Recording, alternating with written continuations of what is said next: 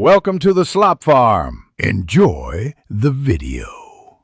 You start now, power off the computer and unplug the power cable, then press the case power button for a few seconds to discharge residual power. Once done, ground yourself. Use an anti-static strap or touch the metal chassis to prevent static damage. Next, remove the case side panel by unscrewing or unlatching. Put screws in a small container so they don't get lost. Keep your workspace clear and identify the SSD location before reaching inside. That saves backtracking and avoids mistakes.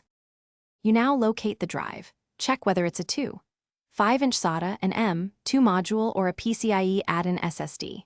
For a 2, 5-inch drive, disconnect the SATA data and power cables first, then remove the mounting screws or tray latch. For M.2, remove the tiny retention screw, lift the module at a slight angle, and slide it out carefully to avoid bending the contacts. If the SSD is on a riser or bracket, unscrew that assembly. Keep all screws together, so reinstallation is finished by reinstalling the case panel and reconnecting the power cable, then boot the PC to confirm the system behaves and recognizes remaining drives. Place the removed SSD in an anti-static bag, label it, and store screws and brackets together. If the system won't boot or a drive is missing, make sure cables are firmly seated and the M.2 screw was tight, then enter BIOS or UEFI to verify device detection and boot order.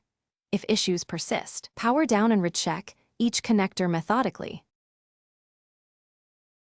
Thanks for watching. Consider subscribing if we helped you today.